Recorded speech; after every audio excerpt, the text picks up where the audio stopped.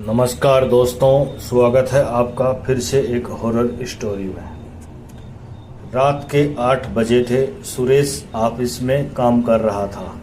बाहर तूफान के साथ भारी बारिश हो रही थी। सुरेश एक जमीन के प्रोजेक्ट पे काम कर रहा था। काम में व्यस्त होने के कारण उसको वक्त का पता ही नहीं था। जब उसका काम खत्म हुआ तब घड़ी में 11 बज चुके थे। बैटरी कम होने के कारण उसका मोबाइल भी थोड़ी देर में बंद हो गया था। जब वो बाहर निकला था तो उसके होश उड़ गए। काली अंधेरी रात थी, सुनसान रास्ता और आसपास में कोई नहीं था। तूफान के साथ तेज बारिश गिर रही थी। भारी बारिश की वजह से बिजली के खंभे से सारी बत्तियां भी बुझ चुकी थी। सुरेश ने जैसे तैसे करके अपना स्कूटर निकाला और अपने घर की ओर जाने लगा। कुछ देर बाद अचानक रास्ते में एक बिल्ली दिखाई दी, इसलिए सुरेश ने स्कूटर को ब्रेक लगाया। लेकिन ब्रेक लगाने के बाद सुरेश का स्कूटर वहीं पे रुक गया। सुरेश को ऐसी अनुभूति हुई जैसे मानो उसका स्कूटर किसी ने जोर से जकड़ लिया हो। सुरेश स्कूटर से उतरा और काफी बार प्रयास किया, लेकिन स्कूटर चालू नहीं हो रहा था। तेज बारिश की वजह से सुरेश पूरी तरह से भीग चुका था। ठंड के मारे वह कांप रहा था। अचानक स्कूटर बंद होने की वजह से उसको घबराहट होने लगी। वह अपने स्कूटर को साइड में ले गया और डर की वजह से कुछ देर अपनी आंखें बंद कर ली। थोड़ी देर बाद उसको एहसास हुआ कि उसकी पीठ पर किसी ने हाथ रखा है। सुरेश जोर से चिल्लाया, कौन है? कौन है? कौन है? मुझे छोड़ दो। उसने पीछे मुड़कर देखा तो कोई नहीं था। उसने सोचा कि शायद उसका वहम होगा। वह बहुत डर गया था।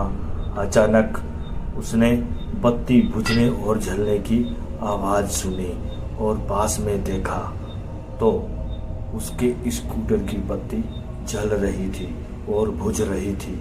ऐसा कुछ पलों तक चला, फिर बत्ती बुझ गई। सुरेश को कुछ समझ में नहीं आ रहा था कि वह अब क्या करे। वो हरकत करता उससे पहले ही उसके सामने एक लटकता हुआ सफेद छाता उसको सामने दिखाई पड़ा। सुरेश ने डर के मारे अपनी आंखें बंद कर ली, लेकिन वह अपनी आंखों को ज्यादा देर तक बंद नहीं कर पाया। जब उसने अपनी आंखें खोली तो उसके पैरों के तले से जमीन खिसक गई। उसके नजरों के सामने एक ऐसा भयानक दृश्य था कि जो दृश्य क्या था मैं बताता हूँ। उसके सामने एक चुड़ैल खड़ी थी। उसने सफेद साड़ी पहने थी। वह डरावनी नजरों से सुरेश को देख रही थी। वो इस तरह से देख रही थी जैसे उसको कच्चा ही चबा जाएगी। फिर उस चुड़ैल ने छाता जमीन पर फेंक दिया। सुरेश ने देखा कि बारिश की बूंद चुड़ैल की साड़ी पर गिरते ही लाल रंग की हो गई। धीरे धीरे पूरी साड़ी लाल रंग में बदल गई थी। यह दृश्य देखकर सुरेश भयभीत हो उठा और अपना स्कूटर चालू करने लगा।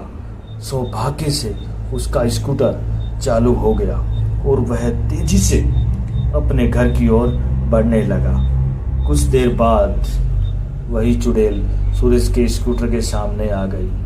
सुरेश स्कूटर को नियंत्रित नहीं कर पाया और स्कूटर एक पेड़ पे जाके टकराया।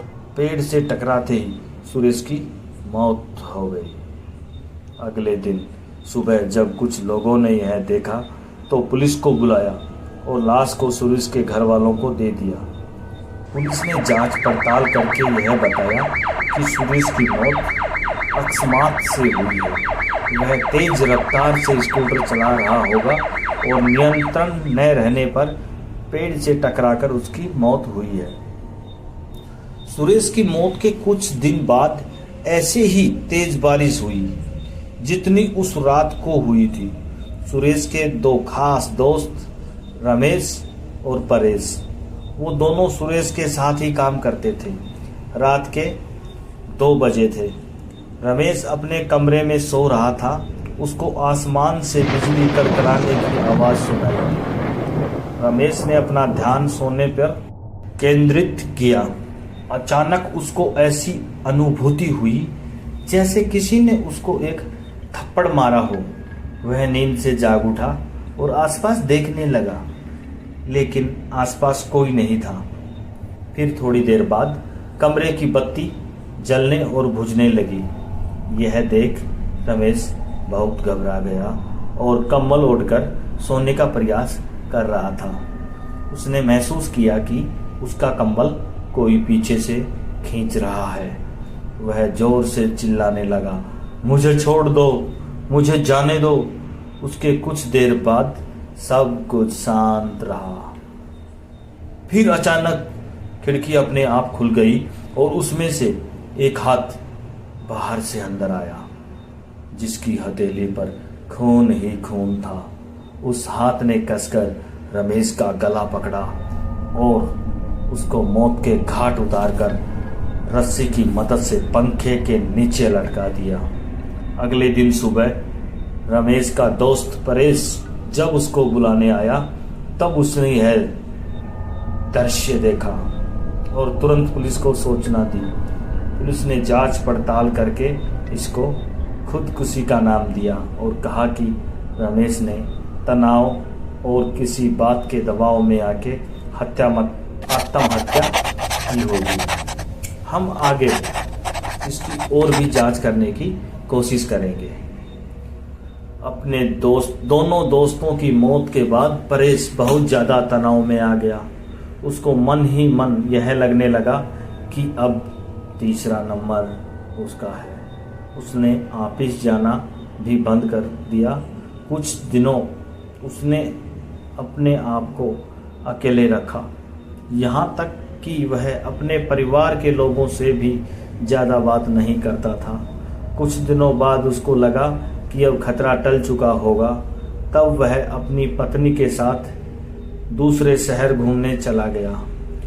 कुछ दिनों तक उसने अपनी पत्नी के साथ दूसरे शहर में सैर की। कुछ दिन घूमकर दोनों वापस अपने घर आ गए। अब परेश के मन में डर का नामो निशान नहीं था। वह आराम से जीवन व्यतीत करने लगा। दूसरे शहर घूमकर आने के बाद वह रोजाना ऑफिस जाने लगा। एक दिन ऑफिस से ज़्यादा काम की वजह से उसको देर तक रुकना पड़ा। उस रात को भी तूफान के साथ भारी बारिश हो रही थी। परेश अपनी कार में बैठकर घर के लिए रवाना हुआ। रास्ते में एक बड़े से गड्ढे के साथ उसकी गाड़ी टकराई और कार का एक पहिया गड्ढे में गिर गया। परेश कार से नीचे उतरा और बहुत प्रयास किया, लेकिन पहिया गड्ढे से नहीं निकला। परेश कोशिश कर रहा था कि एक औरत वहां से गुजरी।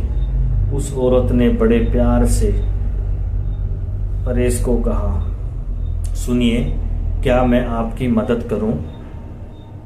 परेश ने कहा, नहीं, मुझसे ही नहीं हो रहा तो आपसे थोड़ी होगा।